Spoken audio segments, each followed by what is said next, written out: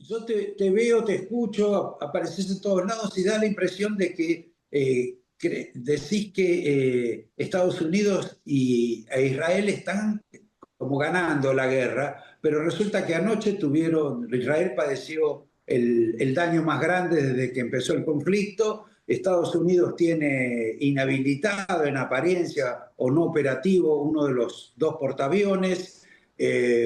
Algo está pasando. No, Estados Unidos e Israel van a ganar, van a arrasar a Irán. Eso no significa que Irán no tenga capacidad de retaliación. De hecho, hay un informe de la Secretaría de Seguridad Nacional de los Estados Unidos que habló ante un hearing en el Senado diciendo que la capacidad misilística de sus enemigos era muy importante, que podían llegar inclusive a los Estados Unidos. Y de hecho, ayer intentó Irán meter un misil de 4.000 kilómetros camino a la isla de Diego García, que fracasó. Irán va a perder la guerra, va a perder miles de vidas, pero tiene una capacidad importante para hacer una resistencia terrestre. Es decir, si Estados Unidos quiere bajar miles de soldados a tierra, sería un desastre. Pero parece que esta va a ser la intención en una isla ahí del Golfo de Hormuz. Bueno, esa isla Hark es el hub donde está el 91% del petróleo crudo de Irán. Irán produce en el continente y luego por tuberías bajo la tierra y el mar, llena todos los tanques que se ven en la foto satelital de la isla de Kar. Esa isla fue bombardeada fuertemente por Estados Unidos durante 3 días a noche de vuelta. Todas las defensas antiaéreas de esa isla están destruidas, pero eso no quiere decir que se pueda llegar a ella con facilidad, porque tenés que llegar desde el continente, tenés que llegar desde arriba. Con barcos no vas a poder llegar porque la costa la maneja Irán. Carlos, yo te quería preguntar cuál es, para tratar de entender, porque uno el conflicto de Ucrania y Rusia entendía que es una disputa territorial, que Rusia quiere invadir para quedarse con territorios que le corresponden a Ucrania. Ahora, ¿cuál es el objetivo de Estados Unidos en esta guerra contra Irán? Porque pareciera ser que le trae más problemas, sobre todo internos, a Donald Trump, que beneficios. ¿Cuál es? ¿Cómo podemos vislumbrar un fin de esta guerra? ¿Qué tendría que suceder para acercarnos al final? El final estratégico, como le decía Roberto, va a ser seguramente el mes que viene. El final táctico no lo sé, porque ¿cómo haces para conquistar un territorio con gente dispuesta a morir para defenderlo, con una gran cantidad de milicianos muy armados y muy entrenados y con mucha montaña? ¿Qué haces? ¿Bajar los kurdos desde Irak?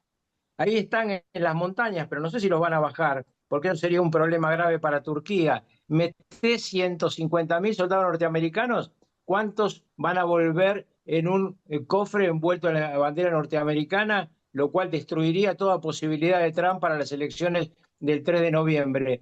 No está claro cómo termina esto. Está claro que el que gana es el que tiene la diferencia simétrica, porque acá está peleando Irán solo. A vos habrás escuchado mucho chanta que dice que China, Rusia, nada. Nadie la está ayudando en serio a Irán, nada más que sus proxies de Hezbollah en el Líbano. Le han dado, obviamente, material, le han vendido, le dan inteligencia, pero no ponen un chinito ni un ruso en el territorio. Entonces, el tema es la otra pregunta que vos hiciste. ¿Por qué Estados Unidos está haciendo esto? Bueno, porque Trump llega a cumplir una vieja idea del Pentágono de recuperar un rol estratégico frente a China. Y para eso tiene que conquistar el petróleo. Ahora, como vos decís, Carlos, es por plata todo.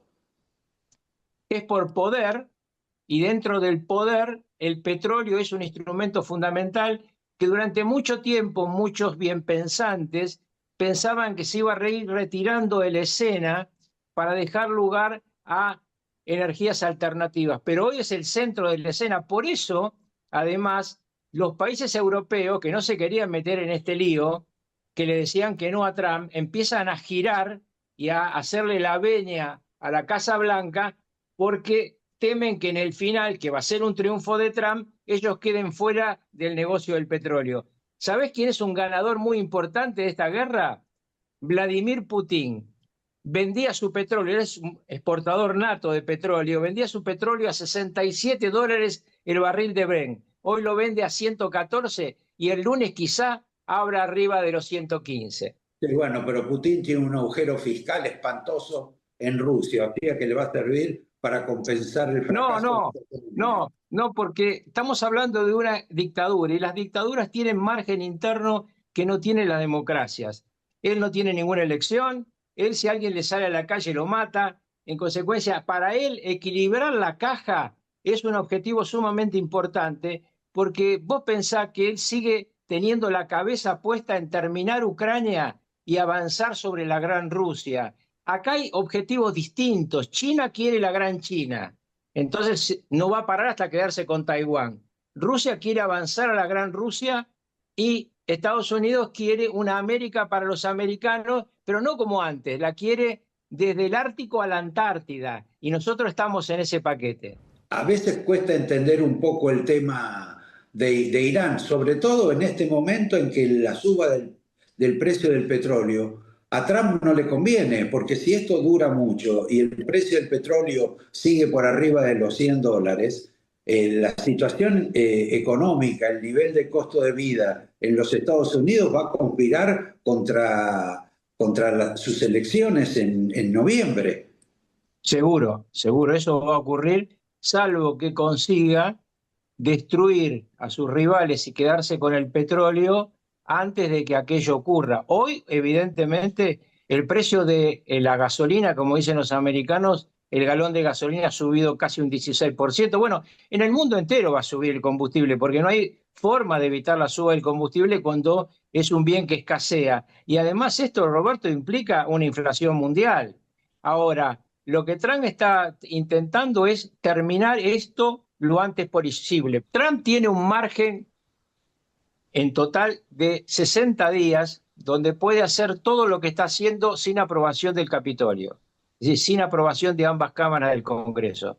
Por eso sus plazos son distintos a los de los demás contendientes. Él tiene que terminar esta guerra que está haciendo antes de que pasen esos 60 días. Mientras pasen esos 60 días, va a hacer todo lo que tenga que hacer para destruir a sus enemigos, porque después va a llegar el momento del pase de cuentas. Y el pase de cuentas él lo tiene que recibir con la elección del 3 de noviembre, con una gasolina que vuelva al precio que tenía antes de la guerra. Si no, pierde las elecciones, que igual tampoco son fáciles.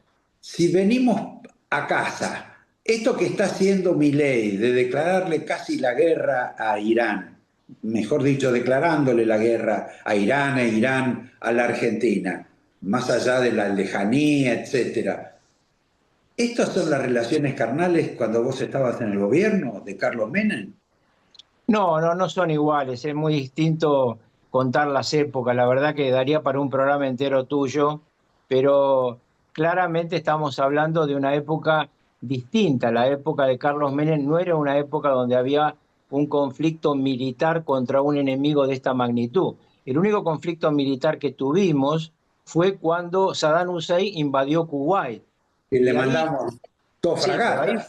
Ahí fuimos con nuestros barcos, 2 fragatas, a través de una coalición árabe norteamericana con apoyo del Consejo de Seguridad, donde habían votado en abstención China y Rusia, es decir, no fue una acción fuera del marco del Consejo de Seguridad. A mí me tocó, siendo ministro de Relaciones Exteriores, la Segunda Guerra de Irak, y ahí como no hubo aprobación del Consejo de Seguridad, Argentina se abstuvo, es decir, no participamos. Yo te quería preguntar, porque lo mencionaste ahí muy solapadamente, pero por Cuba. ¿Crees que va a haber novedades con relación a Cuba en los próximos días, en las próximas semanas? ¿O tendremos que esperar a ver qué suceda, cómo avanza la situación en Irán para que se haga un desenlace en Cuba? A mí mis fuentes me dicen que Trump se va a ocupar de Cuba cuando termine con Irán, no antes. Pero bueno, eso son lo que me dicen a mí, no lo sé. Lo que está claro que para el voto del 3 de noviembre de costa a costa en el sur de los Estados Unidos, acabar con la dictadura castrista sería muy bueno para los republicanos y muy complicado para los demócratas, pero eso estamos hablando del sur de costa a costa. Estados Unidos es un país muy complejo con unas elecciones muy complicadas también, porque acá en la Argentina se elige la mitad de la Cámara de Diputados, allá se elige toda la Sala de Representantes y se elige 1/3 del Senado, pero +2. porque también se eligen las bancas de Marco Rubio, que ahora es secretario de Estado, y de Vance, que ahora es vicepresidente de los Estados Unidos. Estas elecciones del 3 de noviembre son muy, muy importantes para Donald Trump, y el conflicto y el precio de la gasolina van a ser muy definitorios. Y quizás sean muy importantes para la estabilidad del gobierno de Javier Milei. Mira, yo no me atrevería tanto, porque en definitiva en la Argentina se vota en el 27.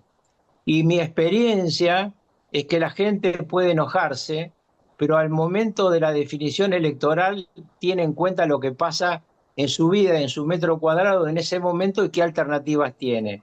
Si las alternativas a Javier Milei en el 2027 son el kirchnerismo y su cría, Milei va a ser reelecto.